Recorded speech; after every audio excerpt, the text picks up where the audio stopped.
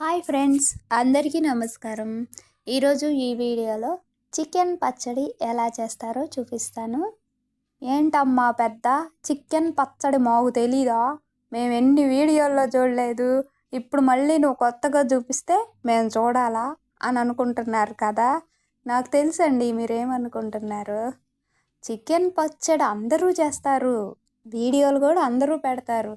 కానీ అది ఎలా చెయ్యాలి, దాని దగ్గరికి వెళ్ళేటప్పటికే ఒక భయం గుండెల్లో, ఒక టెన్షన్ మొదలైద్ది. ఏంటో తెలుసా, ఇంత ఖరీదు పెట్టి చికెన్ కొనుక్కొచ్చుకున్నాం కదా, ఇదేమైనా పాడైపోతే ఎలాగా అని ఆలోచిస్తారు.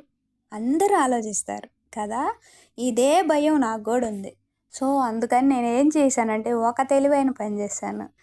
నాకు చికెన్ పచ్చడి చేయటం రాదు. అయితే నేను మా ఫ్రెండ్ ఒక అమ్మాయి బాగా చేస్తుంది, మా స్ట్రీట్లోనే ఉంటారు. తనని నేను అడిగాను.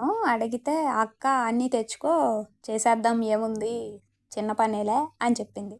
అంతే నేను మా మామయ్య గారికి ఫోన్ చేశాను. మామయ్య నాకు చికెన్ కావాలి, బోన్లెస్ చికెన్ ముక్కలు కొట్టించుకురా, ఇలా పచ్చడి చేసుకుంటాను అని అడిగాను.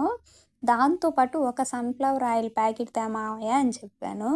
అంతేనండి, ఫోన్ చేసి పెట్టేసేసి ఒక్క అరగంటలో మా మావయ్య నాకు నేను అడిగిన చికెను ఆయిల్ 2 తెచ్చేసేసారండి.